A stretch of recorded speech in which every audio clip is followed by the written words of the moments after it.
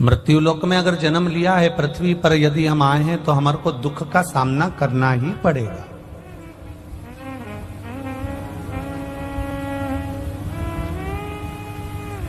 भगवान राम भी अगर इस मृत्यु लोक में आए हैं तो उनको भी दुख का सामना करना पड़ा। भगवान कृष्ण भी अगर मृत्यु लोक में आए हैं तो उनको भी दुख का सामना करना पड़ा। इस मृत्यु लोक में जितने भी देवताओं का अवतार हुआ हो, प्रकट हुए हो, या संसार में जितने भी जीव, जलचर हो, थलचर हो, वायुचर हो या मनुष्य, अगर जन्म लिया है तो उसको दुख तो मिलना है। और कुछ बाबा कहते हैं गोस्वामी जी, कोई तन दुखी, कोई मन दुखी, कोई धन बिन रहत उदास, तुलसी या संसार में सुखी राम का दास।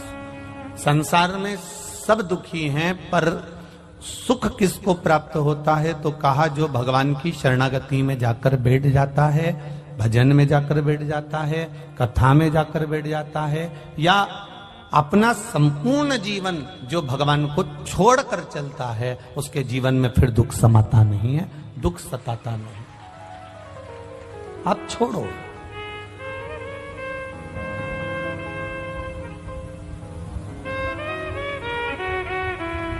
हम दुख को अपना मान रहे हैं, इसलिए दुख हमें अपना लग रहा।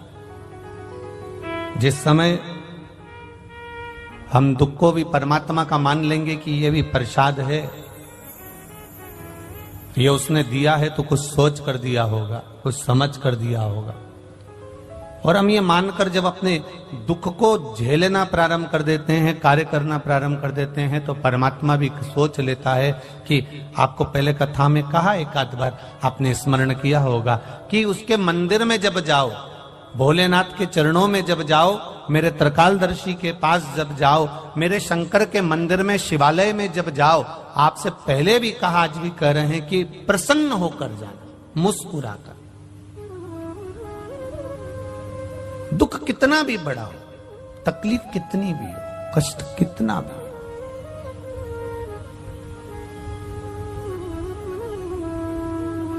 जब हम व्यक्ति अगर कर्जे में डूबा रहता है ना, बहुत कर्जे में डूबा हुआ है, बहुत कर्जे में डूबा हुआ है, और कर्जे में डूबा हुआ व्यक्ति जब बहुत किरीच वाले कपड़े पहनकर, बेहतरीन मुंह में पान मान खाकर, चाबी का छल्ला घुमाते हुए, खूब जोरदार ठाठ से घर से बाहर निकलता है, तो लोग कह देते, बताओ इतना कर्जे में डूबा हुआ है, इसके बाद भी इसके चेहरे पर रत्ती भर सल नहीं, इसके चेहरे पर रत्ती भर सल नहीं है, इतना कर्जे में डूबा है तो भी सल नहीं इसके चेहरे पर।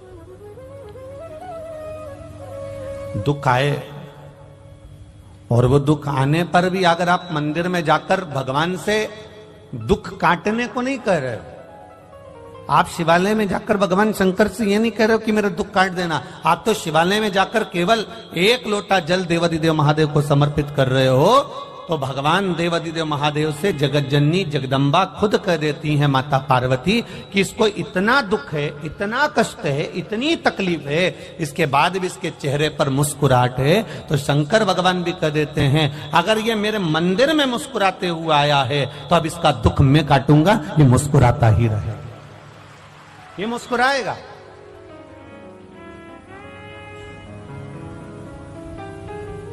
हम उसके भरोसे पर हो जाए, हमारा प्रत्येक क्षण, प्रत्येक पल, प्रत्येक घड़ी, प्रत्येक पल हमारा देवादिदेव महादेव का हो जाए। एक शिव भक्त का शंकर भगवान के मंदिर जाना, शिव जी को एक लोटा जल चढ़ाना, उस मंदिर से वापिस आना, मंदिर पर गए, आपके चरण में, आपके शरीर में, आपके कपड़ों में मंदिर की रज, शिवालय की रज, शिवालय का कंकर, शिवालय की धूल आपके शरीर में जब लगती है, और वो धूल लगे हुए आप जब घर में आते हो, शरीर में कहीं ना कहीं चढ़ाए हुआ जल का छींटा लेकर आप घर में आते हो, या कहीं मंदिर के अंदर थोड़ा बहुत कीचड़ हो रहा है, गीला हो रहा है, उस कीचड़ लगे हुए पांव से, उस गीले पांव से आप अपने घर में आते हो, तो भी हमारे घर में आने से हमारे पवित्र घर का आनंद अपने आप बढ़ जाता है, उसका सुख प्राप्त हो जाता है। कितना सुंदर संवाद एक शिव महापुराण के अंतर्गत। कश्मीर प्रदेश में एक देवव्रत नाम का ब्राह्मण रहता था।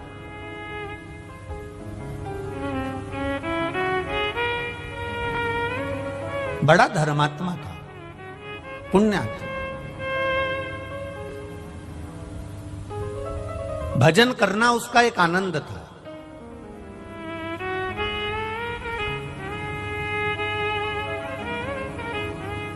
भक्ति में लगा रहता, भजन में लगा रहता, राम नाम, कृष्ण नाम, शिव नाम का गुणगान करता रहता। अब एक बात आप लोगों को पहले कही कि यह जरूरी नहीं है कि पिता धर्मात्मा है तो पुत्र भी धर्मात्मा होगा।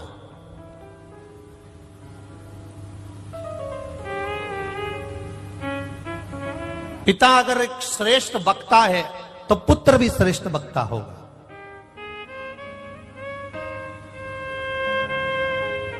मां अगर धर्मात्मा है तो बेटी भी धर्मात्मा होगी। ये पक्का नहीं है।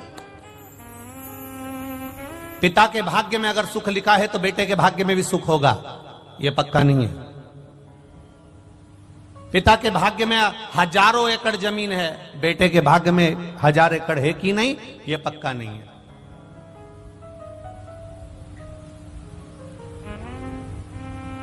हां, यदि संस्कार अगर बच्चे को मिल रहे हैं, श्रेष्ठ संस्कारों से बच्चा अगर पोषित हो रहा है, श्रेष्ठ संस्कारों से बच्चा अगर बढ़ रहा है, बच्चा संस्कारित हो रहा है, तो यह निश्चित है कि फिर पलटकर देखने की जरूरत नहीं है।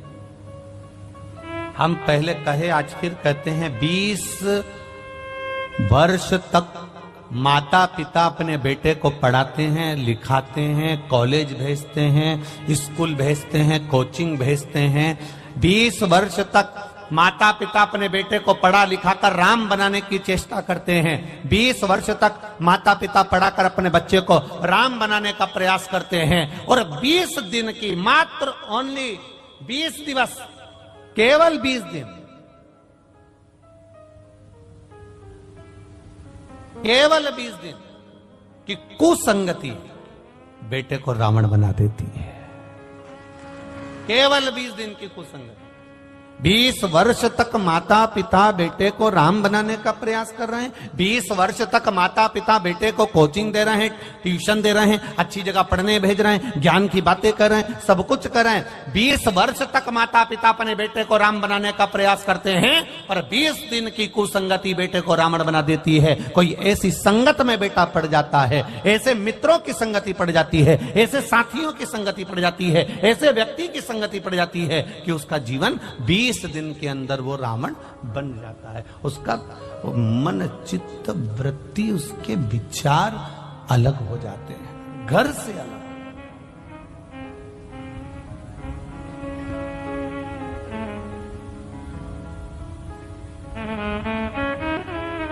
आप अपने बच्चों की आदत डाल दो, शिव जी के मंदिर में जाना है, 1 लोटा जल चढ़ाना। डालो बच्चों की आदत।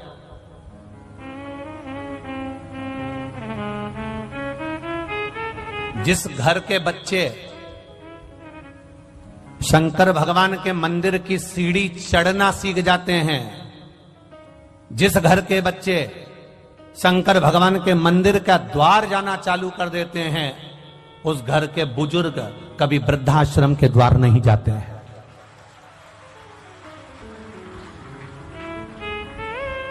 आपके बच्चे अगर मंदिर जा रहे हैं, आपके बच्चे अगर शिवालय जा रहे हैं, आपके बच्चे भगवान के मंदिर में जाकर 1 लोटा जल चढ़ा रहे हैं, प्रयास करना।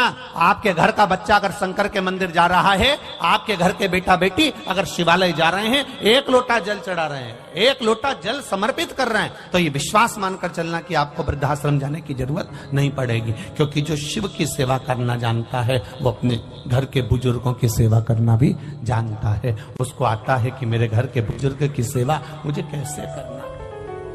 उसको ज्ञात है।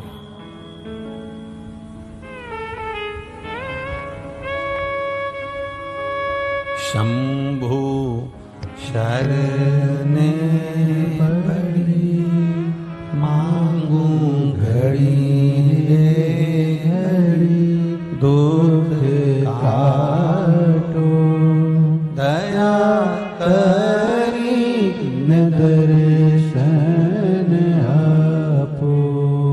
महाराज, जब हमारे घर के बच्चे शिवालय तक जाने लगे, मंदिर तक जाने लगे, शिव की चौखट तक जाने लगे, भगवान के द्वार तक जाने लगे, समझ लेना कि अब आपके बच्चे संस्कारिता का आनंद पा रहे।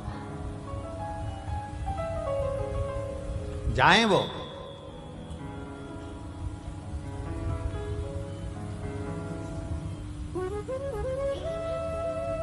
देवव्रत कश्मीर प्रदेश में रहने वाला एक ब्राह्मण है देवव्रत, जो भगवान का भजन करता है, स्मरण करता है, अपनी बेटी को रोज ज्ञान देता है, प्रतिदिन अपनी बेटी को समझाता है।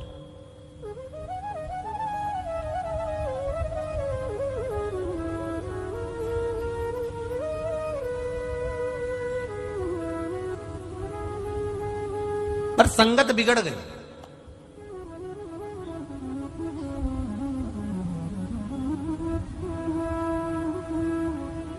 अपनी बेटी से रोज कहता है कि शिवालय जाकर एक लोटा जल चढ़ा दिया कर। अपनी बेटी से कहता अगर शिवालय नहीं जा सकती तो 2 मिनट भगवान का भजन कर लिया कर। अगर भगवान का भजन नहीं कर सकती तो मंत्र जाप कर लिया कर। मंत्र जाप नहीं कर सकती तो किसी गुरु की शरणागति ग्रहण कर कर उनके द्वार की सेवा कर लिया कर। पर बेटी ना तो जल चढ़ाने जाती है, ना मंत्र जाप करती है, ना नाम जाप करती है, पर बेटी अपने पिता देवव्रत से संवाद जरूर करती है। जल चढ़ाने से क्या होगा? आपके घर के भी बच्चे कर देते कभी कभी। पानी चढ़ाने से क्या होगा?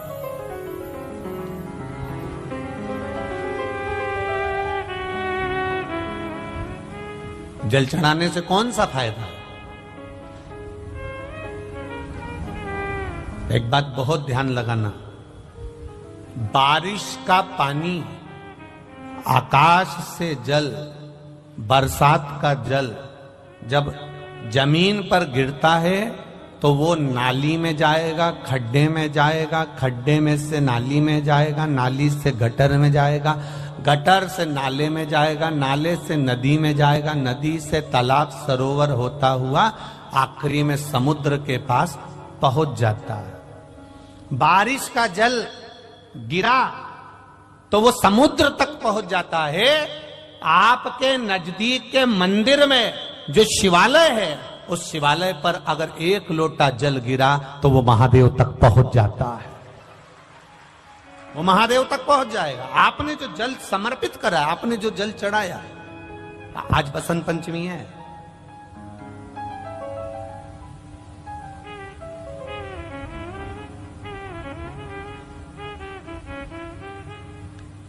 भगवान देवाधिदेव महादेव का आज बसंती पुष्प से, सरसों का जो फूल होता है,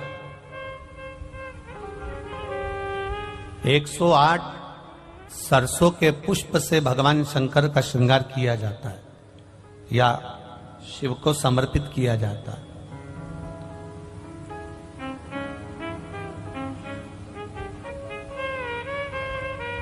अगर डॉक्टर बोल भी देता है कि ऐसा लग रहा है कि कोई बड़ी बीमारी आने वाली है, शरीर में कोई ऐसा रोग आने वाला है कि ये बहुत बड़ा रहेगा, हम उनको हमेशा कहते आए हैं कि प्रयास करना कि बसंत पंचमी के दिन सरसों के फूल 108 शंकर भगवान को चढ़ जाएं, उसके बाद जांच करवाना प्रारंभ करो, बड़ी बीमारी नहीं आएगी, बाबा उसको टाल ही देगा। उसका नाम महामृत्युंजय है, उसका नाम ही महामृत्युंजय। और हमने पहले भी बैतूल की कथा में कहा था कि सरसों का जो पुष्प होता है, कोई आप कार्य करने के लिए जा रहे हो, कोई ठेकेदारी करने के लिए जा रहे हो, उसमें भी सरसों का पुष्प देवाधिदेव महादेव के लिए बहुत प्रबल होता है, बहुत प्रबल।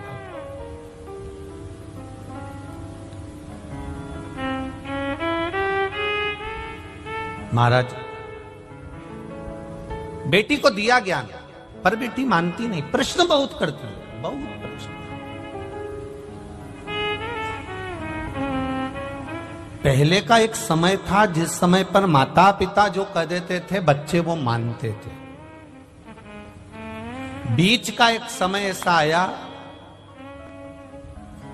कि माता पिता कहते जरूर है, बच्चा मानता भी है, पर मन में संशय रखता है। अभी का जो समय चल रहा है, जैसे टीवी पर वो क्या बोलते हैं उसको, डेविड, क्या बोलते हैं उसको, डेविड करना है सबको बिठा के टीवी पे, डिबेट है, ऐसे कुछ बोलते हैं ना। आज का समय केवल टीवी पर डिबेट करने का नहीं है, घर में भी रोज का डिबेट चल रहा है, प्रतिदिन का। पिताजी कहते हैं मंदिर जा, बेटा कहता है क्यों जाऊं, बस यही क्रम चालू हो जाता है। बहू कहती है सास को, सास कहती है बहू को, दोनों एक दूसरे की बात नहीं मान रहे, वो इधर पांव खींच रहा है, वो इधर पांव खींच रहा है, अंत उसका सार तत्व तक नहीं पहुंच पाया। मंजिल मिला क्या?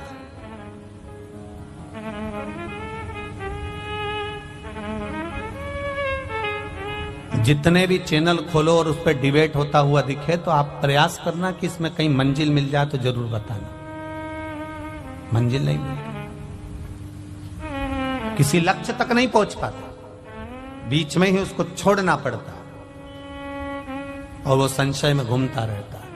आज भी घरों में यही हो रहा है। माता पिता बच्चों से कहें कि तू जल चढ़ाने जा, माता पिता बच्चों से कहें कि तुम प्रणाम करो, माता पिता बच्चों से कहें कि तुम भजन करो, माता पिता बच्चों से कहें कि तुम कीर्तन करो। पर ये व्यासपीठ, ये शिव महापुराण की कथा हमेशा कहते आई है कि कल परसों की कथा में भी कहा था, एक माँ ने अपने बच्चे का हाथ पकड़कर संत से कहा, गुरुजी मेरे बच्चे से कह दो कि ये शक्कर ना खाए, मीठा ना खाए। गुरुजी ने 1 हफ्ते का समय मांगा और 1 हफ्ते बाद गुरुजी ने कहा कि बेटा तुम शक्कर मत खाना। तो माँ को क्रोध आ गया, ये बात तो तुम 1 हफ्ते पहले भी कह सकते थे। तो गुरुजी ने कहा कह तो सकता था, पर उस समय तक मैंने शक्कर छोड़ी नहीं थी, जब तक मैं छोड़ूंगा नहीं तब तक दूसरे से कहूंगा कैसे, इसलिए पहले मैंने छोड़ी है। आप सबसे निवेदन है, अपने बच्चे को ज्ञान देने से पहले स्वयं पहले मंदिर जाना प्रारंभ करो, शिव को जल चढ़ाना प्रारंभ करो, श्री शिवाय नमस्तुभ्यम कहना प्रारंभ करो, एक बेलपत्र बाबा को समर्पित करना प्रारंभ करो। फिर धीरे धीरे बच्चे अपने आप ढलते चले जाएंगे, उनको बोलने की जरूरत नहीं पड़ेगी, स्वयं ढले। देवव्रत, कश्मीर प्रदेश में देवव्रत नाम का ब्राह्मण, और ब्राह्मण अपनी बेटी को हमेशा कहता है अपनी संगति सही रखना, विचार सही रखना, सोच सही रखना, गलत लोगों में मत पड़ जाना, गलत लोगों के बीच में मत जाना। बार बार अपनी बेटी को समझाता था, पर बेटी का विवाह कर दिया गया। बेटी का विवाह करने के बाद भी बेटी की चित्त बुद्धि सही नहीं हो पाई।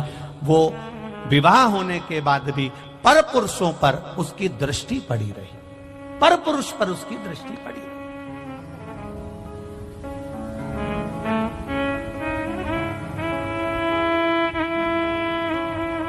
महाराज,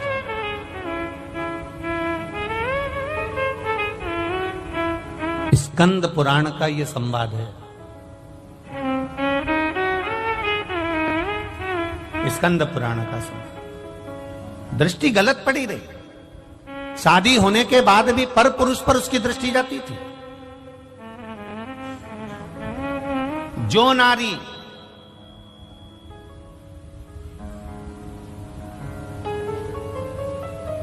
विवाह के पश्चात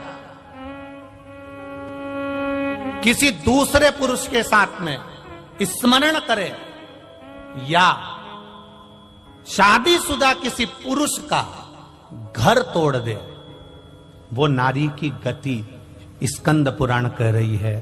ये स्त्री, ये नारी, ये कन्या जिसका विवाह कर दिया गया और सोच नहीं सुधर पाई, वो नारी प्राण त्यागने के बाद में एक कुतिया का जन्म पाली। अब कुतिया तो बन गई, पर कुतिया का जन्म कैसा मिला? एक पांव उसका विकलांग था, कान टूटे हुए थे, आंखों से एक आंख फूटी हुई थी और शरीर पूरा खुजली के कारण उसके पूरे शरीर के उस जो श्वान की योनि मिली है, कुत्ता की योनि मिली है, उसके शरीर के पूरे बाल, पूरी खाल जगह जगह से निकली हुई थी। सारी दुनिया उस कुत्ते को देख रही है, उस श्वान को देख रही है, उस कुतिया को देख रही है। सारी दुनिया उसको देखकर कहती बेचारा कैसा है। बताओ, आपके भी मोहल्ले में कोई कोई कुत्ता ऐसा होता होगा तो आप पे दया आती कि नहीं आती? अरे मुंह से तो बोलो, आती है ना दया? कैसा भयंकर है, बेचारे को कितना कष्ट है, बेचारे को कितना दुख है। बताओ, उसको ये रोग हो गया, उसका एक पांव टूट गया, उसके बताओ दिख भी नहीं रहा, उसको तो बेकार में पड़ा हुआ है बेचारा। अब वो कुतिया की योनि पा गई और कुतिया की योनि पाने के बाद शरीर में उसके रोग हो गया। एक दिन देवव्रत के मन में ये बात उत्पन्न हो गई कि मेरी बेटी का हुआ क्या, मेरी बेटी जो मर चुकी है वो गई कहां। एक दिन देवव्रत भगवान देवाधिदेव महादेव के मंदिर में बैठ गया, अखंड जाप करने के लिए बैठ गया, उठता ही नहीं है, उठता ही नहीं।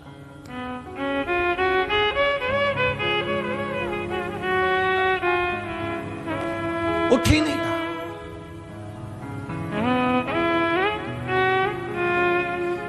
किसी किसी के पूर्व का पुण्य होता है तो मनुष्य के जन्म में भी उससे भजन होता है।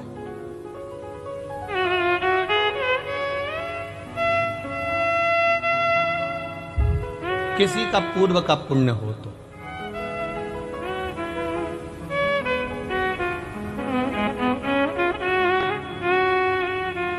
जिस समय पर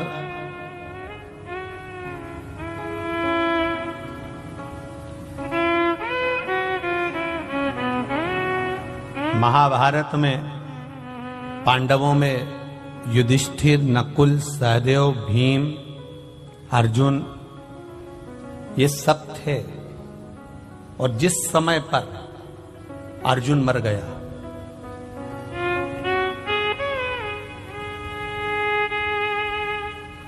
अर्जुन मर गया, जिसने महाभारत सुनी होगी उसके स्मरण में होगा।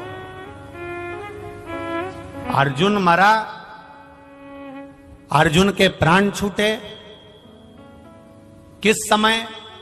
जब युधिष्ठिर ने अश्वमेध यज्ञ करा और अश्वमेध यज्ञ करने के बाद में अश्व छोड़ा गया, अश्व छोड़ा गया। वो अश्व घूमते घूमते घूमते घूमते जा रहा था। अर्जुन उस अश्व के पीछे भेजे गए और अश्व के पीछे अर्जुन को भेजा गया कि ये अश्व जहां जा रहा है इस अश्व को तुम्हें देखना है, इस अश्व को छुड़ाना है। अर्जुन जहां जाते मां दिग्विजय कर कर आते, वहां से विजय प्राप्त कर कर आते। वो अश्व जाते जाते जाते जाते जाते जाते आगे एक नगर में प्रवेश कर गया और मणिपुर नगर में जब वो प्रवेश करा,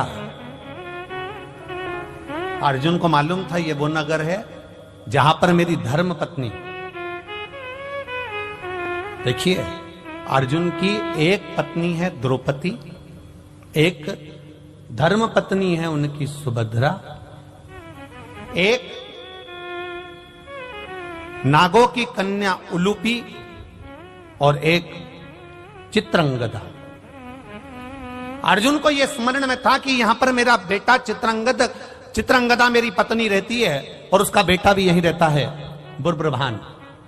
पर अर्जुन उस अश्व को लेकर अंदर प्रवेश कर गया और जब अर्जुन अंदर प्रवेश करा तो अर्जुन के बेटे को मालूम पड़ा कि मेरे पिताजी आए हैं और मेरे पिता आए हैं तो सम्मान करने के लिए अर्जुन के पिता का सम्मान, अर्जुन का सम्मान करने के लिए बेटा उनके लिए सामान लेकर गया। तो अर्जुन को क्रोध आ गया, अर्जुन को क्रोध आया कि मैं अश्व लेकर आया हूं, एक वीर योद्धा बनकर आया हूं और तू मुझसे संबंध निभा रहा है।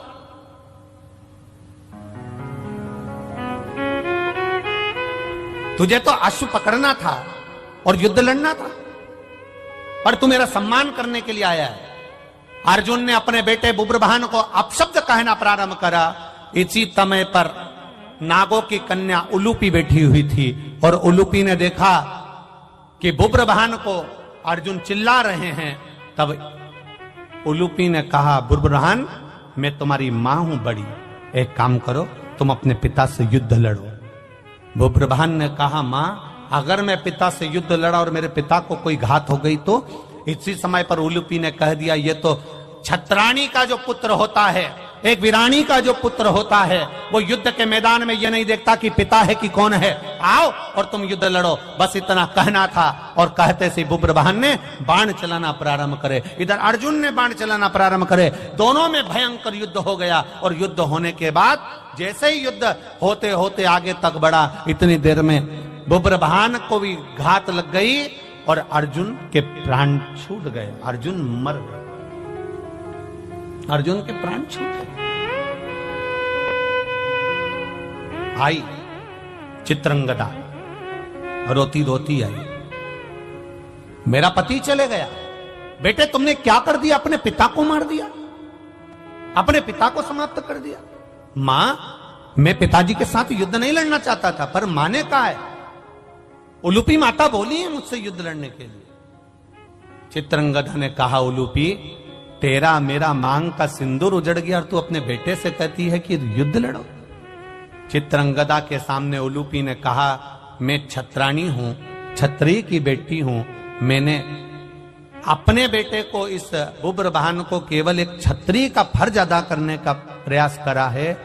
ब्राह्मण हो, ब्राह्मण कर्म से पीछे मत हटना, वैश्य हो, वैश्य कर्म से पीछे मत हटना, क्षत्रिय हो, क्षत्रिय कर्म से पीछे मत हटना, और शूद्र हो तो शूद्र कर्म से पीछे मत हटना। यह हमारा धर्म भी है और हमारा कर्म भी है, उससे हम पीछे कैसे हटें? तुमने श्रेष्ठ नहीं करा, तुमने अच्छा नहीं करा। रो रही, चित्रंगदा रो रही है।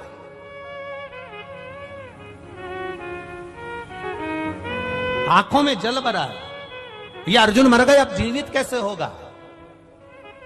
उलूपी ने कहा, मैं नागों की कन्या हूं, मैं जानती हूं अर्जुन को जीवित कैसे करना, क्या कर सकती हो? बुब्रवाहन धृतराष्ट्र सर्प के पास जाना, और धृतराष्ट्र सर्प के पास जाना, और उस धृतराष्ट्र सर्प कौन? शिव जी के गले में कौन सा नाग होता है? जम के बोलो जरा। वासुकी नाग शंकर भगवान के गले में होता है। वासुकी नाग का सबसे बड़ा बेटे का नाम था धृतराष्ट्र। वो धृतराष्ट्र नहीं, पांडव और कौरव वाला, वो अलग है। वासुकी नाग का सबसे बड़ा पुत्र है धृतराष्ट्र, सबसे बड़ा बेटा।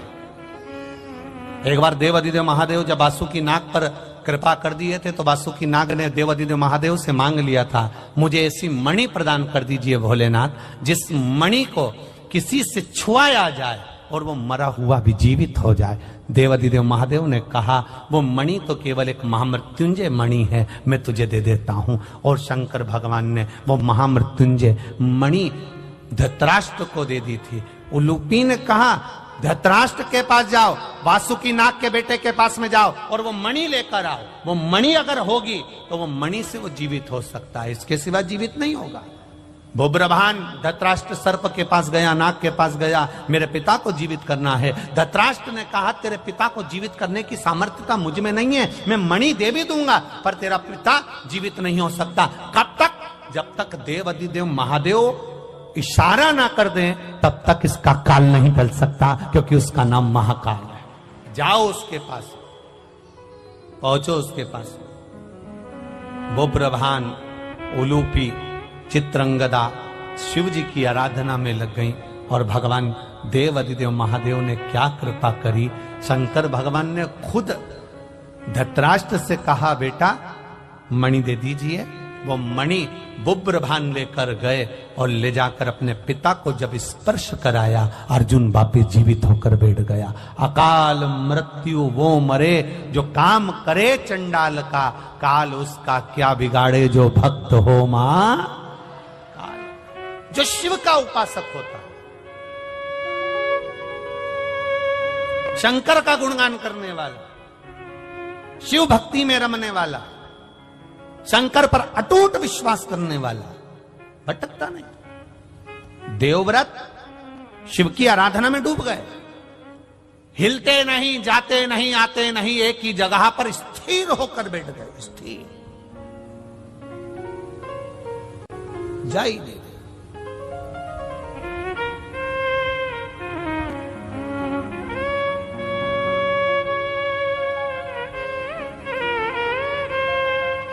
जब कोई नारी या कोई पुरुष व्रत करता है, उपास करता है, उपास करता है, वो किसी भी देवता का उपास करे, शनिवार का करे, मंगलवार का करे, बुधवार का करे, गुरुवार का करे, रविवार का करे, तीज का करे, चतुर्थी का करे, अष्टमी का करे, एकादशी का करे, प्रदोष करे, द्वादशी करे, पंचमी करे, तीज करे, छठ करे, नवरात्रे करे, चतुर्थी करे, कोई पुरुष या स्त्री या बच्चा कोई भी व्रत करता है, जिस दिन वो व्रत रखता है उस दिन उसके शरीर में कौन सी देवी का अंश आकर विराजमान हो जाता है जिससे वो व्रत सफल कर पाता है। बोलो रे भाई, कौन सी देवी का अंश आ जाता है जिससे उसका व्रत, किसी भी व्रत को करे, वो एकादशी करे, द्वादशी करे, प्रदोष करे, सोमवार करे, मंगलवार करे, बुधवार करे, नवरात्रे करे, तीज करे, चतुर्थी करे, छठ करे, प्रदोष करे, दिवाली करे, दशहरा करे, जो व्रत उसको करना है करे, मंगलवार करे, वो कौन सी देवी एक ऐसी होती है, भगवान शंकर की वो कौन सी एक माता, एक देवी ऐसी है जो व्रत करने वाले की तप साधना में साथ देती है और उसकी तप साधना को बढ़ाने का काम करती है। वो केवल एक देवी है, शाकंभरी माता। कौन सी माता है? माता शाकंभरी, केवल एक है जो व्रत साधना तप आराधना करने वाले के साथ हमेशा साथ देने के लिए उसके हृदय में विराजमान होती है, उसके चित्त वृत्ति में बैठी रहती है। भजन का बल शाकंभरी, तप साधन। कितना सुंदर कहा है, जो व्रत करता है ना, हम तो यहां तक कहते हैं कि अगर कोई कथा सुनने बैठा हुआ है, कथा सुन रहा है, आपको जाना है, आपका शरीर का जरा सा अंश भी चलते समय दूसरे के शरीर को नहीं लगना चाहिए। शिव महापुराण में वर्णन आया है पितरों की 3 कन्याओं का, मेना, धन्या, कला, इन तीनों का वर्णन आया है। पितृलोक में ये तीनों आराम से रह रही थी और सनकादि ऋषि बैठकर तप कर रहे थे, कथा की चर्चा कर रहे थे, सत्संग कर रहे थे। पहले मेना निकल कर गई, फिर धन्या निकल कर गई, फिर कला निकल कर गई, एक के पीछे एक तीनों निकल कर गई। तीनों निकल कर गई, इनका शरीर का लहंगा संत सनकादि ऋषि के जंघा पर पड़ गया। क्रोध आ गया, ऐ मेना, धन्या, कला, मैं तुम्हें श्राप देता हूं कि तुम तीनों मृत्यु लोक में एक साधारण सी स्त्री बनोगी।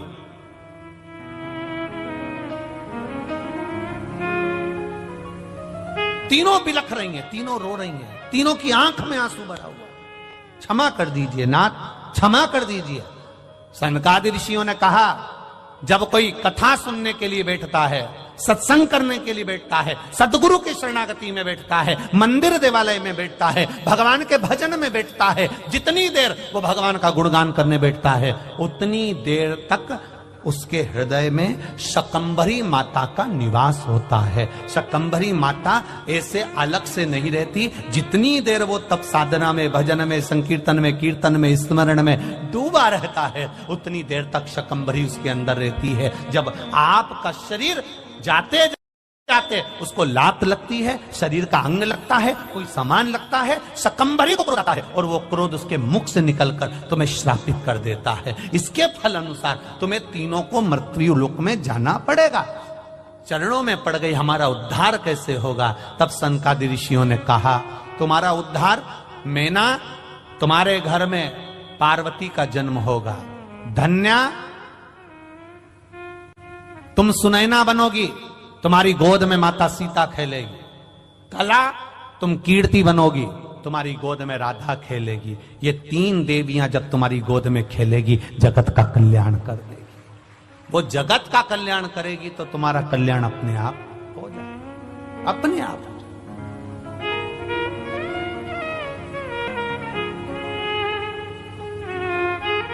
हम यहां तक कहेंगे, उसका भी स्मरण रहे। अगर कोई अपने घर से एक लोटा जल लेकर जा रहा है, शिव जी के मंदिर तक जा रहा है, शिवालय तक जा रहा है, तो यहां तक भी निवेदन करेंगे कि हंसो, दुनिया का काम है हंसना। अभी आदरणीय महाराज जी कह रहे थे कि जब कोई सनातन धर्म के लिए आगे बढ़ता है, कोई अच्छे काम के लिए आगे बढ़ता है, तो दुनिया ताने भी देती है, अपशब्द भी कहती है, टांग भी खींचती है। लोग अपशब्द पर अपशब्द कहते हैं। जब आप एक लोटा जल लेकर देवालय शिवालय की ओर जाएंगे, तो आप जिस रास्ते से निकल कर जाएंगे, दुनिया के लोग आप पर भी हंसेंगे। लो, एक और आ गई सियोर वाला महाराज की चेली। लोग हंसेंगे, ये चल दी सावित्री बनकर, अनसुईया बनकर। दुनिया के लोग कहेंगे, अपशब्द कहेंगे, आड़ा टेढ़ा कहेंगे, बोलेंगे, पर आग लगे बस्ती में अपन रहो मस्ती। कहे तो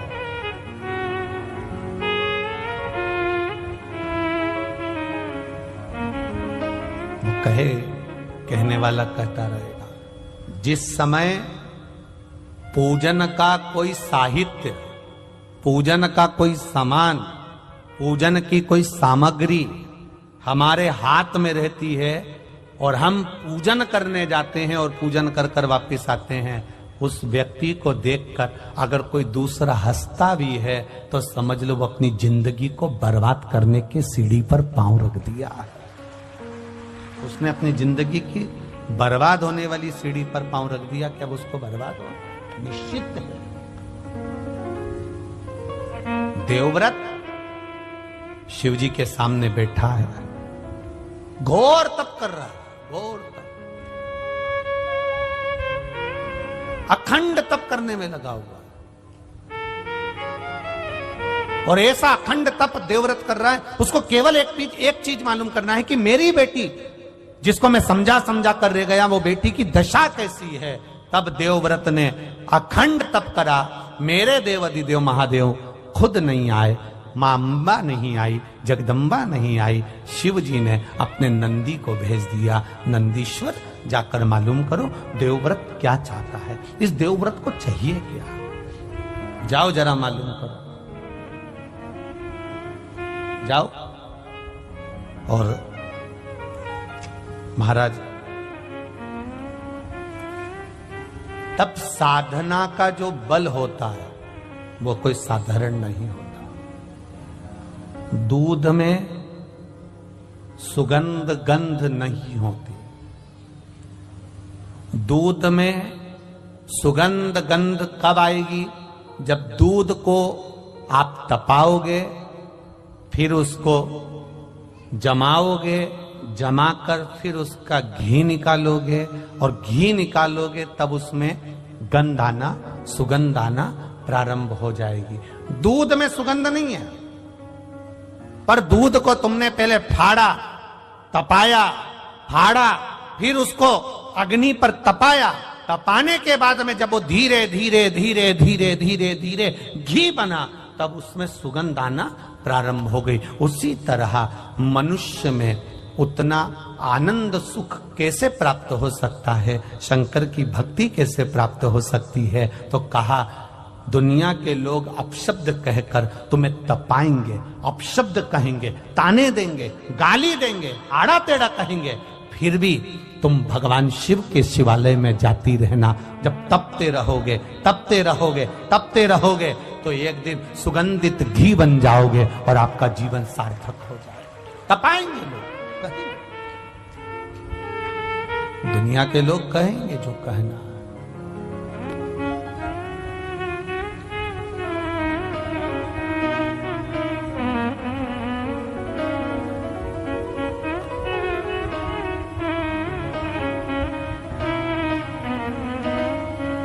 और महाराज,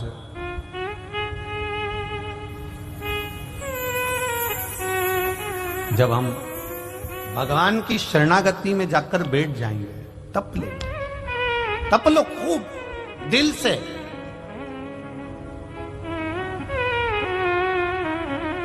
और जिस समय हम तप लिए, सुगंध अपने आप बढ़ती चली जाए, अपने आप बढ़े।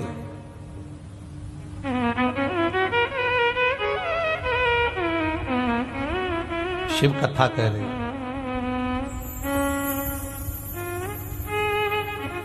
देवव्रत ने जैसे ही तप साधना करी, नंदी आए, सुंदर एक बालक का रूप रखकर आए, और बालक का रूप रखकर आकर नंदी ने देवव्रत को जगाया। स्कंद पुराण का यह संवाद प्रत्येक शिव भक्त के लिए बहुत मायने रखता है। यह संवाद पहले की कथाओं में नहीं निकल पाया, पर कंजरी गांव में संतों के सानिध्य में सीताराम महाराज और यह पावन गुप्त नवरात्रि के अवसर पर यह संवाद निकला है, जो संपूर्ण विश्व के कल्याण के संवाद। बड़ा ध्यान रखना। नंदी 5 वर्ष के बालक का रूप रखकर आए, और नंदी देख रहे हैं कि देवव्रत समाधि में लीन है, तप में लीन है, भगवान की भक्ति में लीन है।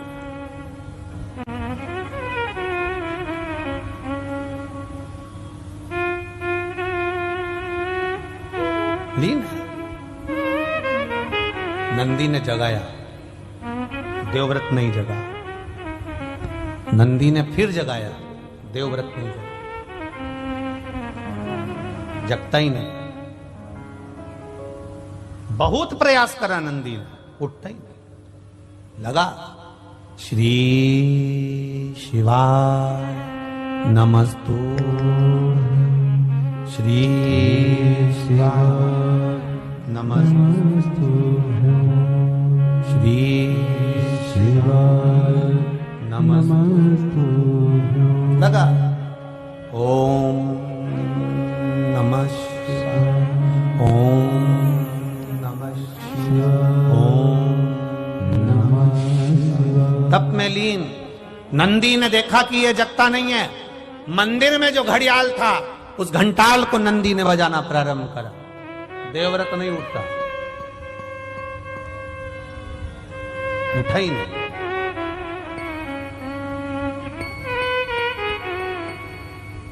फिर बजाए।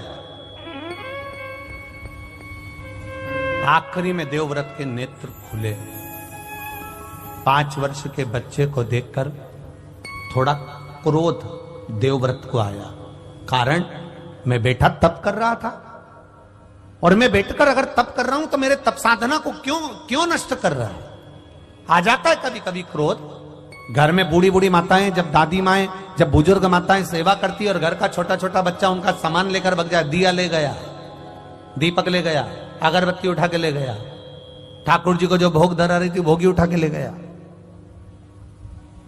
जो मोहन थाल रख रही थी मोहन थाली ले गया, कहीं ठाकुर जी की माला जी उठाकर ले गया, तो दादी को क्रोध आ जाएगा। पर उसको क्रोध नहीं आना चाहिए। भगवान परीक्षा ले रहा है, भगवान देख रहा है कि ये क्रोध करती है कि नहीं करती है। भगवान ये देखता है। अब इसको 5 वर्ष के बच्चे पर क्रोध आ गया। देवव्रत को क्रोध आया, उठकर खड़ा हुआ। जैसे ही खड़ा हुआ, इतने में बच्चे ने कह दिया, बाबा आपको तप करते हुए देखकर मेरे मन में एक प्रश्न आया है। आप तप किसके लिए कर रहे हो? आप साधना किसके लिए कर रहे हो? आप व्रत किसके लिए कर रहे हो? आप उपास किसके लिए कर रहे हो? किसके लिए?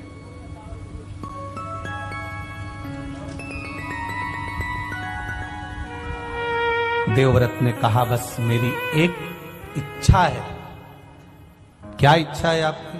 बस एक इच्छा, मेरी बेटी जो प्राण छोड़कर चली गई है उसको मुझे देखना है। वो है कहां? उसकी दशा क्या है? नंदी को हंसी आ गई। 5 वर्ष का नंदी ठहाका लगाकर हंस दिया। हंसा तो देवव्रत को और क्रोध आ गया।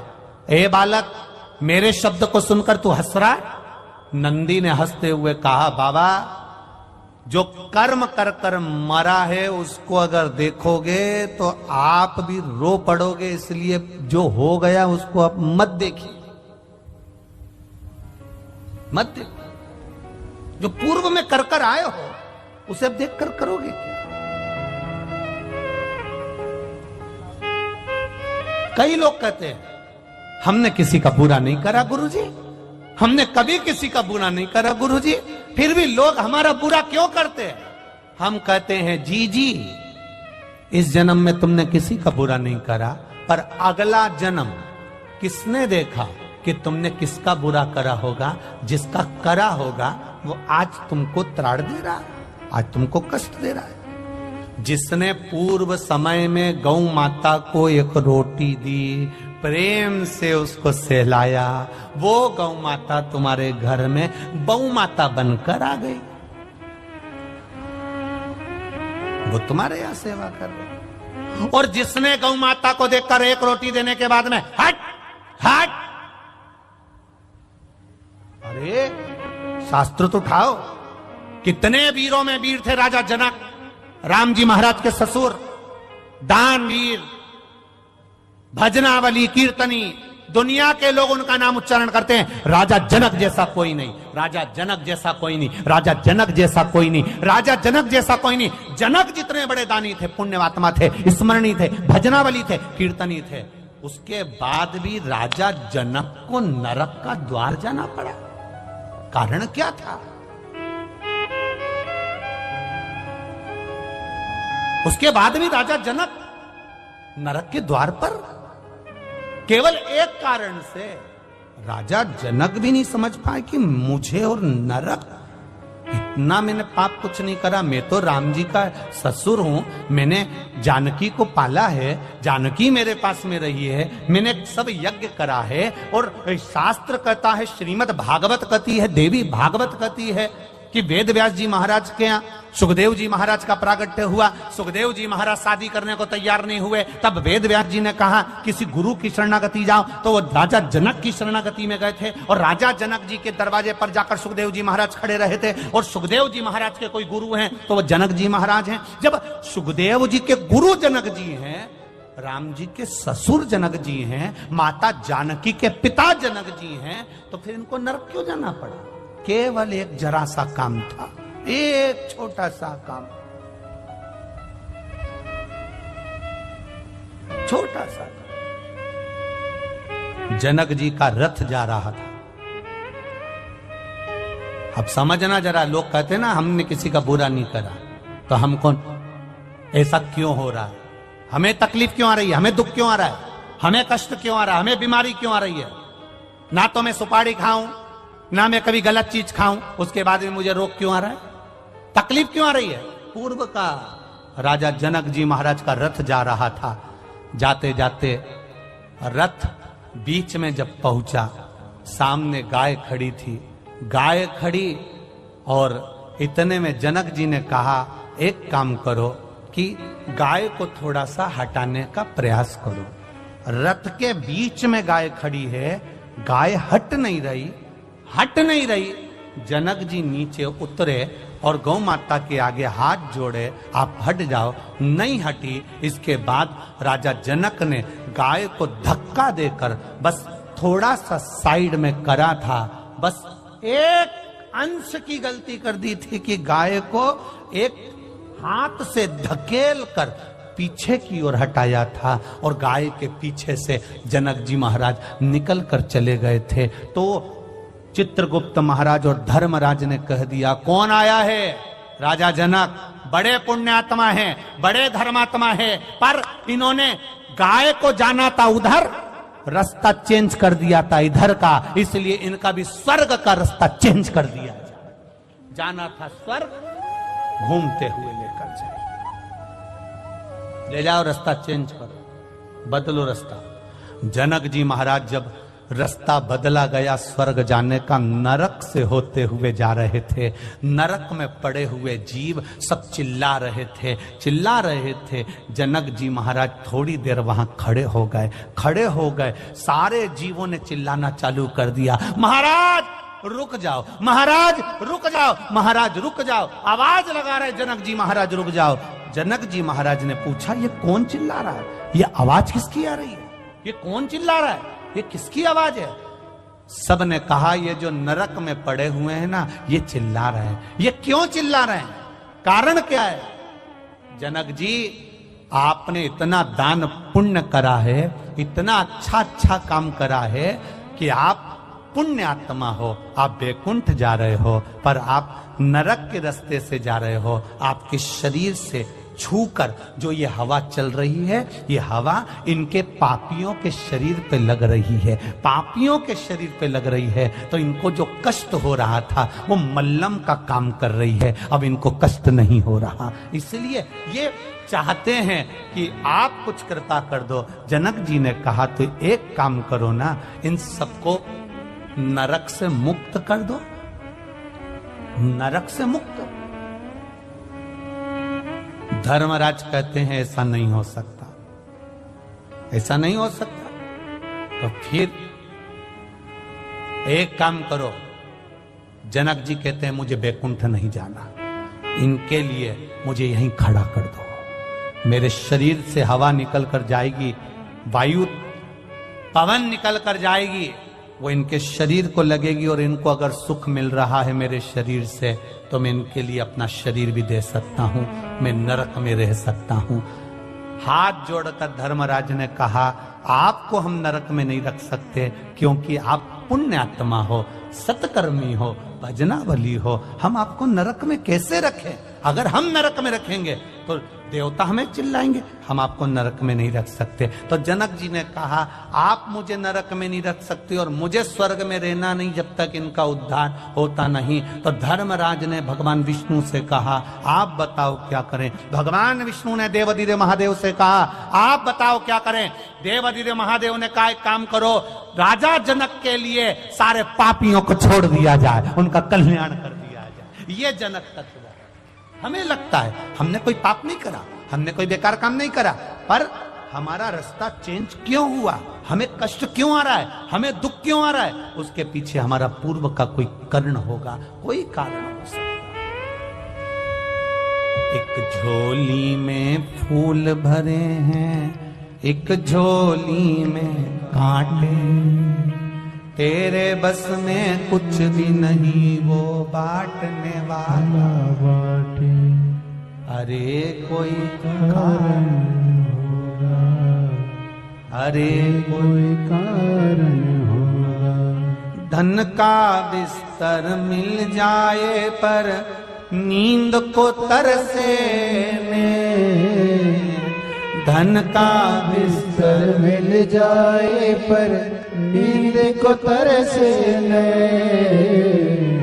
कांटों पर भी सोकर आए किसी के मन को चैन। अरे कोई कारण होगा, अरे कोई कारण होगा। किसी किसी के यहाँ डनलप का गद्दा बिछाए, एसी का रूम, वीआईपी रूम, सोते सोते भी एक गिलास केसर का दूध, फिर भी रात को नींद नहीं। और कोई कोई ये यहां से वहां तक देखना, पूरी रोड के बीच में डिवाइडर पर पड़े ऐसे सो रहे, चकाचक, कोई दिक्कत नहीं, कोई रत्ती भर की टेंशन नहीं, सामान भी पड़ा है। और एक अपन वीआईपी गद्दा, वीआईपी भोजन, एसी का रूम, चकाचक, न मच्छर न मक्खी, सब वीआईपी। उसके बाद भी रात भर करवट बदलते रहे, कहीं घुटना, कहीं कमर, कहीं पीठ, कहीं हाथ, रात भर दुखता रहा। और यहाँ धन का बिस्तर मिल जाए पर नींद को तरसे, और कांटों पर भी सोकर आए किसी के मन को चैन। अरे कोई कारण होगा, अरे कोई कारण होगा। सांप भी डस ले तो मिल जाए किसी को जीवन दान। किसी किसी को सांप भी डस लेता है तो बच जाते हैं, और कोई कोई एक ठोकर लगती है, बाथरूम में नहाने गई थी, फिसल गई और मर गई। सांप भी डस ले तो मिल जाए किसी को जीवन दान, और एक चींटी के कांटे से मिट जाए नामो निशान। अरे कोई कारण होगा, अरे कोई कारण होगा। एक झोली में फूल भरे हैं, एक झोली में कांटे, तेरे बस में कुछ भी नहीं वो बांटने वाला बाटे। अरे कोई कारण होगा, अरे कोई कारण होगा। बिना कारण के कुछ नहीं मिल सकता, कारण जरूर है।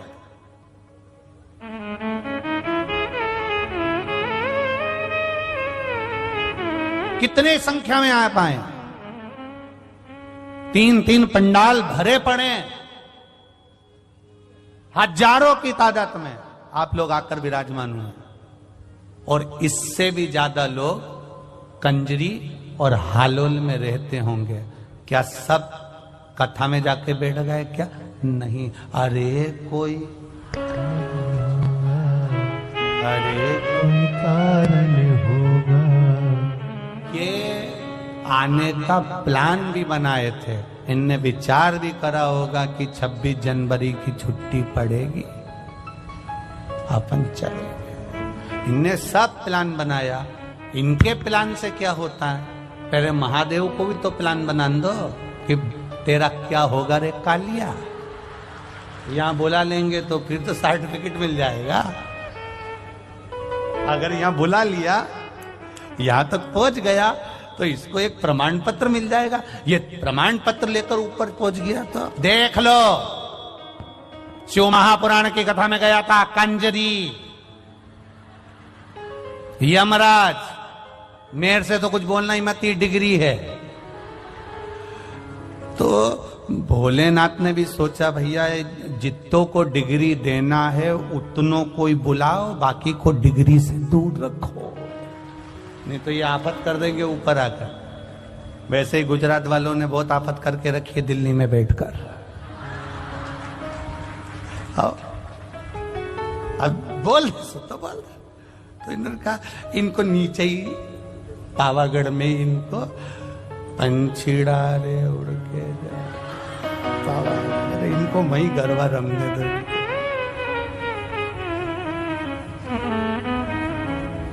नहीं तो यह मोखला बैठा बैठा नहीं, बस राम जी कृष्ण कहे।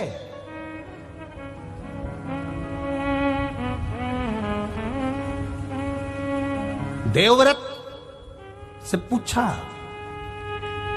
बोलो पूर्व का क्या देखना है तुमको? मेरी बेटी का जीवन देखना है मुझे, मेरी बेटी, मेरी ही बेटी।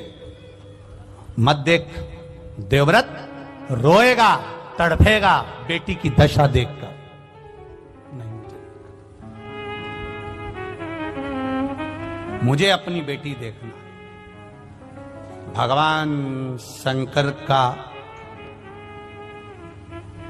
शिवलिंग पर लगा हुआ चंदन नंदीश्वर ने उठाया, देवव्रत के मस्तक पर लगाया। देवव्रत से कहा नेत्र बंद कर ले, शिव का स्मरण कर ले, तेरी बेटी तुझे नजर आ जाएगी। जो चंदन लगाया, भस्म धारण कराई, देवव्रत ने देखना चालू करा, देखना चालू करा।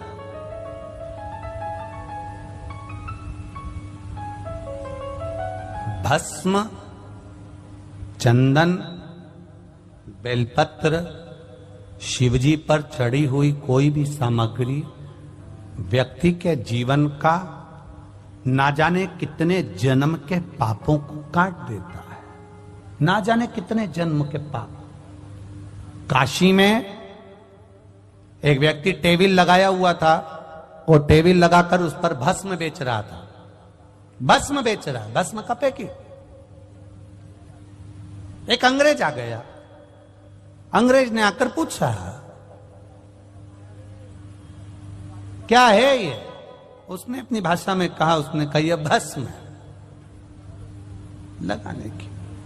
अच्छा, उसने पैकेट उठाया, देखा, देखते से ही बोला इसकी एक्सपायर डेट कब की है। अब वो टेबल पर जो बैठा था भस्म बेच रहा था, वो अंग्रेज को ऊपर से नीचे तक देख रहा कि भस्म की एक्सपायर डेट पूछ रहा। टेबल पर भस्म बेचने वाले ने कहा कि इसकी एक्सपायर डेट तो नहीं मालूम, पर यह पक्का है कि तू सिर पे लगाता रहेगा तो तेरी एक्सपायर डेट आगे खसकती रहेगी, ये पक्का।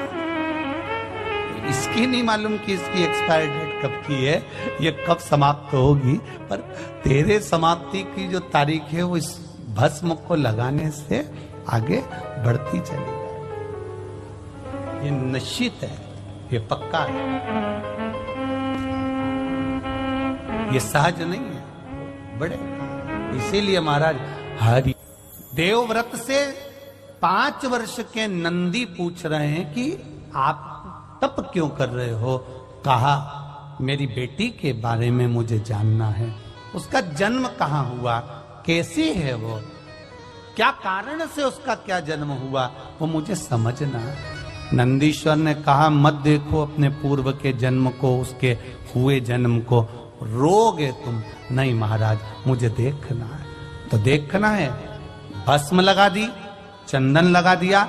चंदन और भस्म जिसके मस्तक पर लग जाता है उसको पूर्व का किया गया पाप कर्म भी उसका कट जाता है।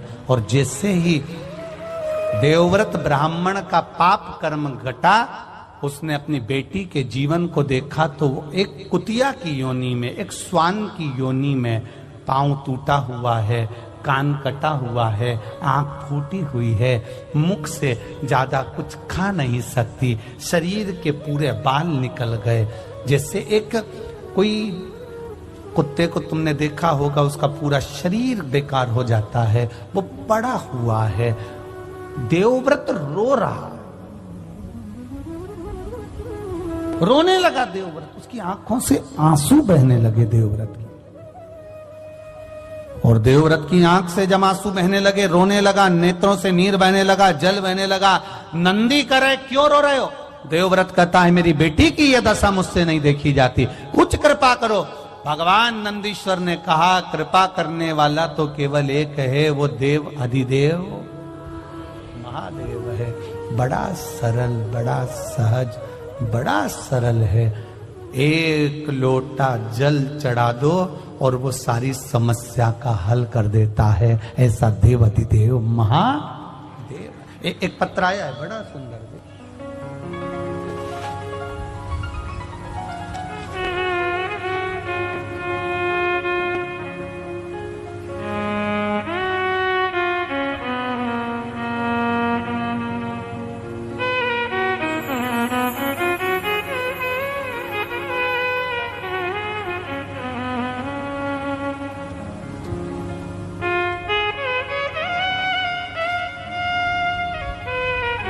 मैं मोहित चतुर्वेदी अहमदाबाद से आया।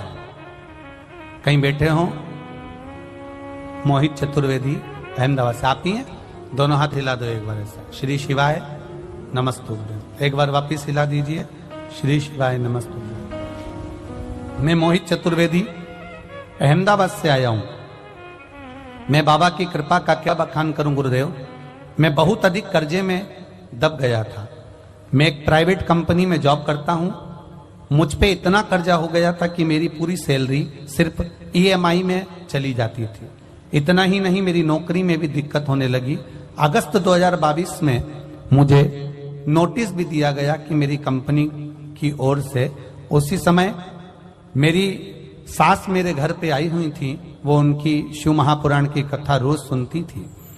आपकी कथा जब वो रोज सुनती, उन्हीं के साथ मुझे और मेरे पत्नी को भी शिव महापुराण की कथा के बारे में पता चला और हम दोनों ने शिव मंदिर में जाकर भोले बाबा को 1 लोटा जल चढ़ाना प्रारंभ करा। कंपनी ने कह दिया था कि आप इस कंपनी को छोड़ दीजिए और मेरी कर्जा भी बहुत था गुरुदेव। मेरी पत्नी पशुपतिनाथ का व्रत करना शुरू कर दी। बड़ोदरा की कथा में अपने पूरे परिवार के साथ आया और 3 और 4 दिसंबर की कथा बड़ोदरा में सुनी। 5 दिसंबर को आखिरी पशुपतिनाथ का व्रत पूरा हुआ।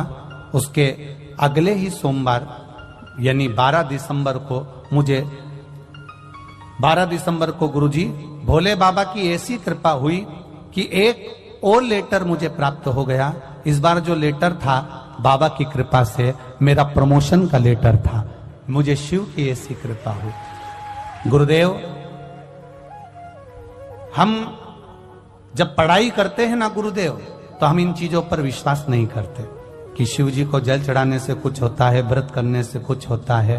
पर बाबा का जो प्रताप देखा है ना गुरुदेव, वो 1 लोटे जल का देखा है। उस 1 लोटे जल ने आज हमारी तनख्वाह भी बढ़ गई, प्रमोशन भी हो गया और बाबा की कृपा से कर्जा भी चूक गया गुरुदेव। इसलिए हम आज कंजरी गांव में बाबा को अपना प्रमोशन लेटर जो कंपनी ने भेजा था वो बाबा को समर्पित करने आए हैं। बाबा की कृपा से मेरा प्रमोशन लेटर मुझे प्राप्त हुआ और बाबा की कृपा से मुझे प्रमोशन हुआ। ये मैं बाबा को नमन करने आया हूं। बैठिए बाबू। श्री शिवाय नमस्तुभ्यम। हर हर। ये शिव तत्व है। ओ घड़ी जो नहीं समझा उसको लगेगा केवल शिव महापुराण की कथा। बहुत सारे आते हैं, कहते हैं, बोलो बोलो जम के चले जाए। जो नहीं समझा उसके लिए यही रहे। और जो समझ गया, अपना दरवाजा छोड़कर, अपना घर छोड़कर जो कथा के पंडाल तक पहुंच गया, मेरा महादेव उसके दुख काटने उसके घर तक पहुंच गया, पहुंचा। कंजरी हालोल वालों को तो ये मौका मिल गया। हम बुरहानपुर वालों से भी कहेंगे 3 फरवरी से 9 फरवरी तक आपके यहाँ कथा है। बाबा देव अधिदेव महादेव कुबेर भंडारी आपके यहाँ आ रहा है। दिल से बाबा से प्रार्थना करना और अपने पूरे इष्ट मित्रों के साथ में दोपहर 2 बजे से 5 बजे तक नवी कृषि मंडी में बरहानपुर में सुंदर कथा का लाभ लेकर बाबा से प्रार्थना करना कि आपका जीवन बाबा के चरणों में सार्थक। और जो रह गए कंजरी के लोग, हालोल के, उनसे भी निवेदन है, बाद में विचार करने में आएगा। गंगा नजदीक में आई और मैं डुबकी नहीं लगा सका, मेरी जिंदगी का मैं आनंद नहीं ले सका। आएगा।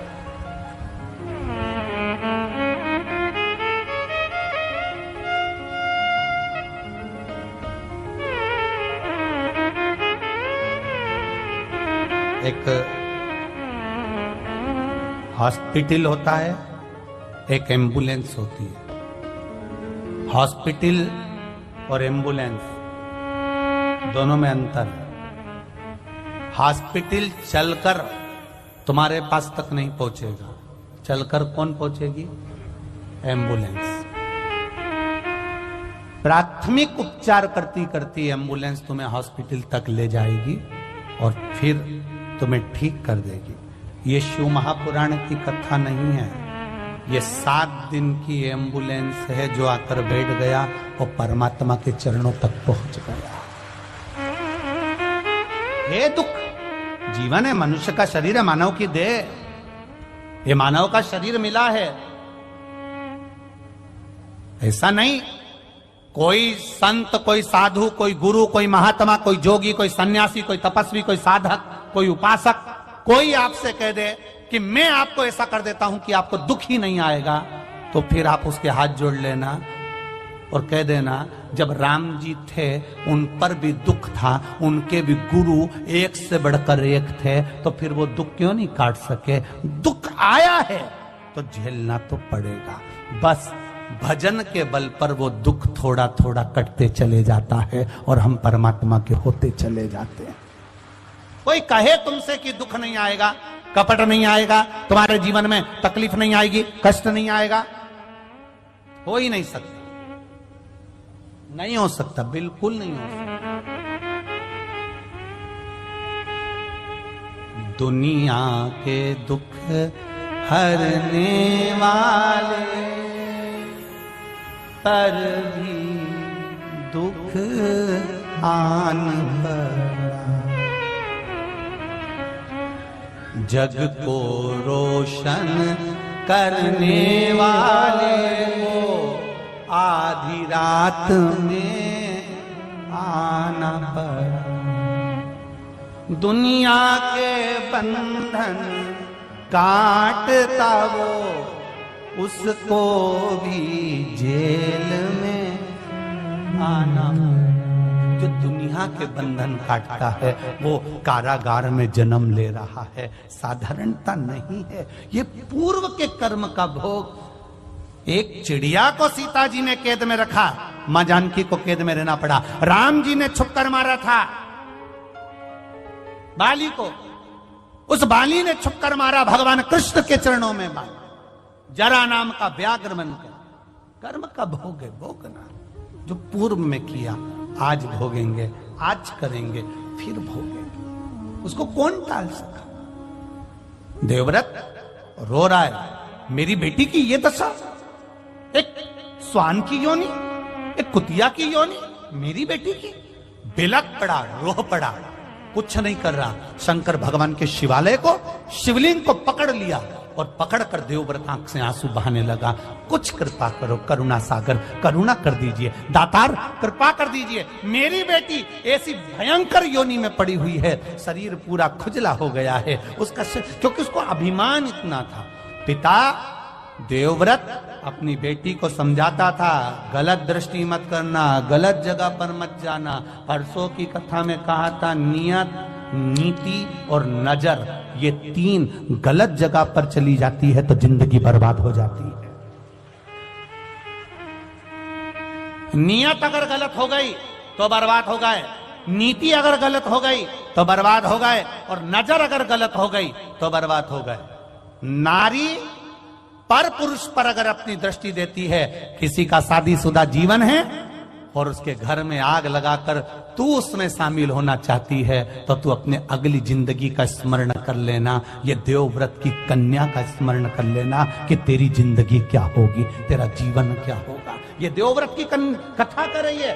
एक इतना बड़ा ब्राह्मण, ऐसा साधु, ऐसा सन्यासी, ऐसा तपस्वी, ऐसा साधक, ऐसा उपासक जो भगवान शिव की भक्ति में लगा है, तो भी इस कन्या को भोगना पड़ रहा है। क्यों? कर्म का भोग है। तेरी शादी हो गई थी, जिस पुरुष के साथ तू रह रही थी उसकी भी शादी हो गई थी। उस नारी को रोना पड़ रहा था, हाथ जोड़कर कहती थी मेरे पति को छोड़ दे, मेरे पति को त्याग दे, पर तू उससे इतनी आसक्ति कर बैठी, इतनी आसक्ति कर बैठी इस शरीर के चक्कर में। अब शरीर का सुख अब भोग ले। पांव टूट गया, आंख फूट गई, कान कट गया और पूरा शरीर खुजेला होकर और पड़ा है एक कोने में। देवव्रत रो रहा है, मेरी बेटी का उद्धार कैसे होगा, मेरी बेटी का उद्धार कैसे होगा। ये केवल स्त्री के लिए नहीं है कथा, पुरुषों के लिए भी है। तुम भी स्मरण करना, किसी के साथ अगर गलत कर्म किया है तो तैयारी रखना, ये अगर स्वान रूप में कुतिया बन सकती है तो तुम भी कुत्ता तो बन ही सकते हो। स्मरण रहे आपको, स्मरण रहे। नियत, फिर बोलो तीन चीजें, नियत, नीति, ये बहुत काम की है, ये नजर वो ध्यान रखिए। सबसे ज्यादा लफड़ा यही करती है, सबसे ज्यादा दिक्कत इसी की है। भोगना सबको पड़ता है। एक आम के पेड़ पर आम देखा किसने?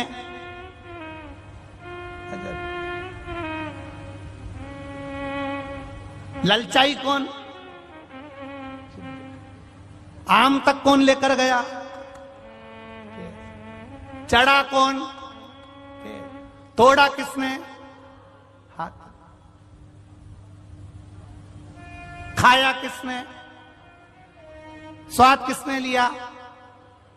गया कहां? और माली ने पकड़ लिया, और जो दोचना चालू करा, पीटा कौन, रोया कौन? जैसा कर्म करोगे वैसा भोगोगे। देखा भी तू नहीं था, अब रोए भी तू। कर्म तेरा है, भोगो। बस तुम भी देख लो, किसी भी नारी को, स्त्री को, पुरुष को गलत दृष्टि से देख लो, फिर याद रखना, दरवाजे पे लिख लेना तेरा क्या होगा रे कालिया। तैयारी कर लेना, होगा।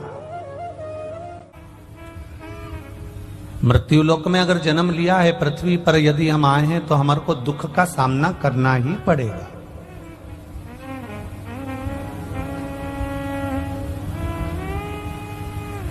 भगवान राम भी अगर इस मृत्युलोक में आए हैं तो उनको भी दुख का सामना करना पड़ा। भगवान कृष्ण भी अगर मृत्युलोक में आए हैं तो उनको भी दुख का सामना करना पड़ा। इस मृत्युलोक में जितने भी देवताओं का अवतार हुआ हो, प्रकट हुए हो, या संसार में जितने भी जीव, जलचर हो, थलचर हो, वायुचर हो, या मनुष्य, अगर जन्म लिया है तो उसको दुख तो मिलना है। और कुछ बाबा कहते हैं गोस्वामी जी, कोई तन दुखी, कोई मन दुखी, कोई धन बिन रहत उदास, तुलसी या संसार में सुखी राम का दास। संसार में सब दुखी हैं, पर सुख किसको प्राप्त होता है? तो कहा जो भगवान की शरणागति में जाकर बैठ जाता है, भजन में जाकर बैठ जाता है, कथा में जाकर बैठ जाता है, या अपना संपूर्ण जीवन जो भगवान को छोड़कर चलता है, उसके जीवन में फिर दुख समाता नहीं है, दुख सताता नहीं। आप छोड़ो।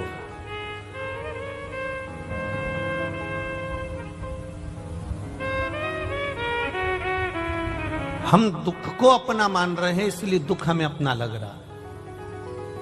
जिस समय हम दुख को भी परमात्मा का मान लेंगे कि ये भी प्रसाद है,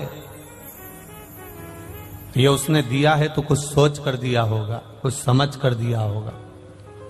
और हम ये मानकर जब अपने दुख को झेलना प्रारंभ कर देते हैं, कार्य करना प्रारंभ कर देते हैं, तो परमात्मा भी सोच लेता है कि आपको पहले कथा में कहा, एक आध बार आपने स्मरण किया होगा कि उसके मंदिर में जब जाओ, भोलेनाथ के चरणों में जब जाओ, मेरे त्रिकालदर्शी के पास जब जाओ, मेरे शंकर के मंदिर में, शिवालय में जब जाओ, आपसे पहले भी कहा, आज भी कह रहे हैं कि प्रसन्न होकर जाना, मुस्कुराकर। दुख कितना भी बड़ा हो, तकलीफ कितनी भी हो, कष्ट कितना भी हो,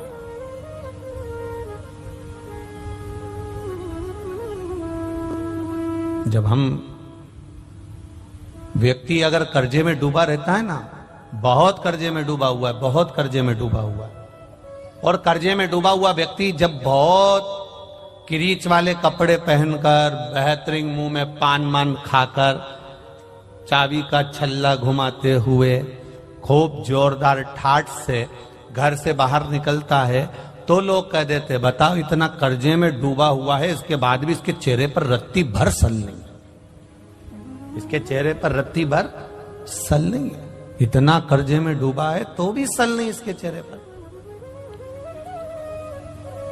दुख आए, और वो दुख आने पर भी अगर आप मंदिर में जाकर भगवान से दुख काटने को नहीं कह रहे, आप शिवालय में जाकर भगवान शंकर से ये नहीं कह रहे हो कि मेरा दुख काट देना, आप तो शिवालय में जाकर केवल एक लोटा जल देवादिदेव महादेव को समर्पित कर रहे हो, तो भगवान देवादिदेव महादेव से जगत जननी जगदम्बा खुद कह देती हैं, माता पार्वती, कि इसको इतना दुख है, इतना कष्ट है, इतनी तकलीफ है, इसके बाद भी इसके चेहरे पर मुस्कुराहट है। तो शंकर भगवान भी कह देते हैं, अगर ये मेरे मंदिर में मुस्कुराते हुए आया है, तो अब इसका दुख मैं काटूंगा, ये मुस्कुराता ही रहे, ये मुस्कुराएगा।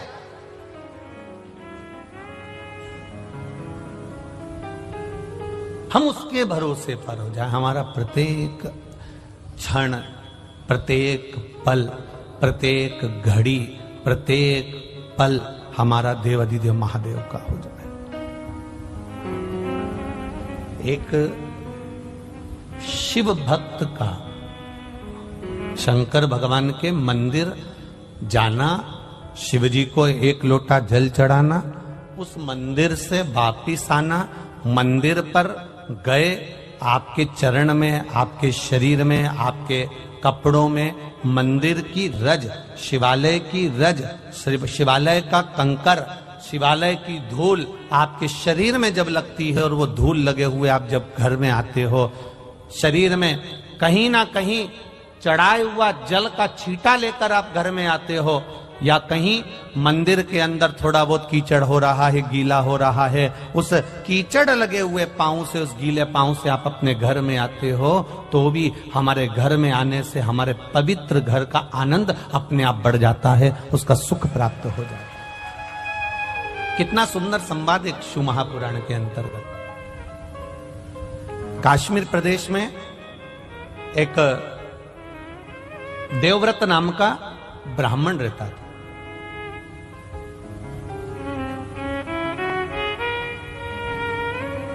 बड़ा धर्मात्मा था, पुण्यात्मा, भजन करना उसका एक आनंद था।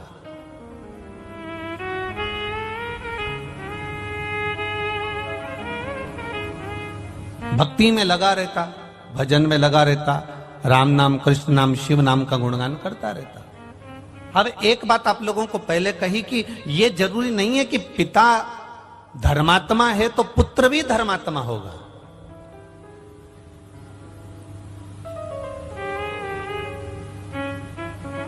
पिता अगर एक श्रेष्ठ वक्ता है तो पुत्र भी श्रेष्ठ वक्ता होगा।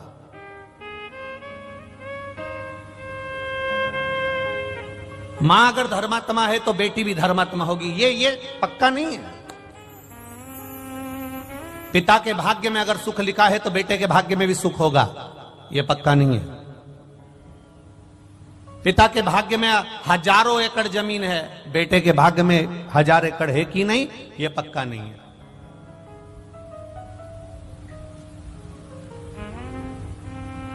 हां, यदि संस्कार अगर बच्चे को मिल रहे हैं, श्रेष्ठ संस्कारों से बच्चा अगर पोषित हो रहा है, श्रेष्ठ संस्कारों से बच्चा अगर बढ़ रहा है, बच्चा संस्कारित हो रहा है, तो यह निश्चित है कि फिर पलटकर देखने की जरूरत नहीं है।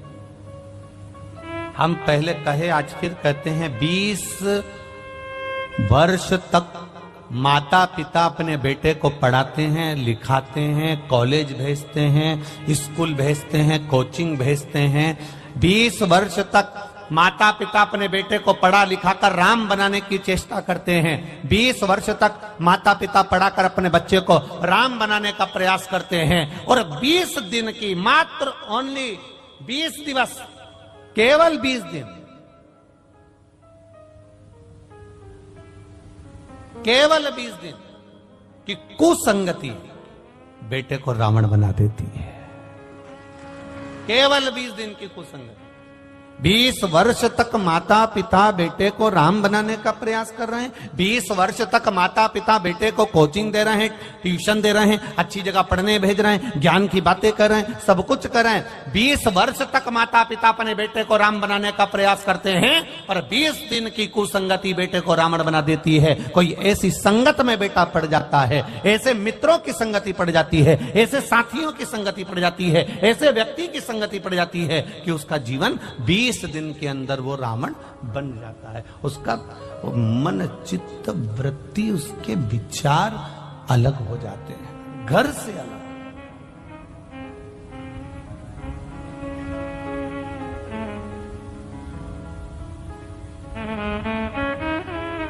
आप अपने बच्चों की आदत डाल दो, शिव जी के मंदिर में जाना है, 1 लोटा जल चढ़ाना। डालो बच्चों की आदत।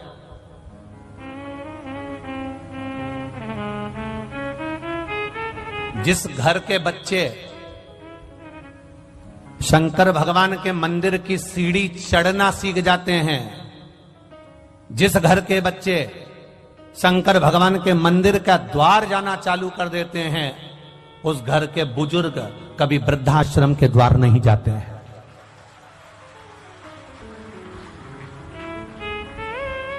आपके बच्चे अगर मंदिर जा रहे हैं, आपके बच्चे अगर शिवालय जा रहे हैं, आपके बच्चे भगवान के मंदिर में जाकर एक लोटा जल चढ़ा रहे हैं, प्रयास करना। आपके घर का बच्चा अगर शंकर के मंदिर जा रहा है, आपके घर के बेटा बेटी अगर शिवालय जा रहे हैं, एक लोटा जल चढ़ा रहे हैं, एक लोटा जल समर्पित कर रहे हैं, तो ये विश्वास मानकर चलना कि आपको वृद्धाश्रम जाने की जरूरत नहीं पड़ेगी। क्योंकि जो शिव की सेवा करना जानता है, वो अपने घर के बुजुर्गों की सेवा करना भी जानता है। उसको आता है कि मेरे घर के बुजुर्ग की सेवा मुझे कैसे करना, उसको ज्ञात है।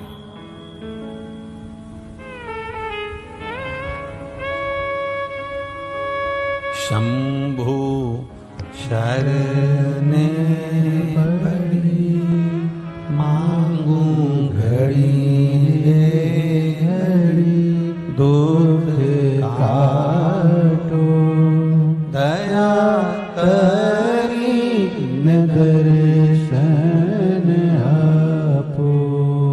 महाराज, जब हमारे घर के बच्चे शिवालय तक जाने लगे, मंदिर तक जाने लगे, शिव की चौखट तक जाने लगे, भगवान के द्वार तक जाने लगे, समझ लेना कि अब आपके बच्चे संस्कारिता का आनंद पा गए। जाएं वो।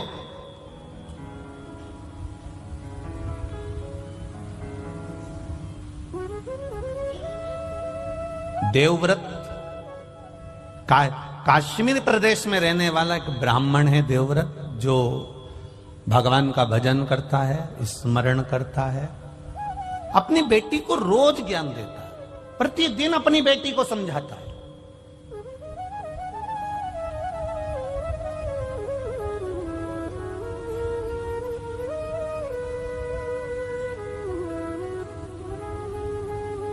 पर संगत बिगड़ गई।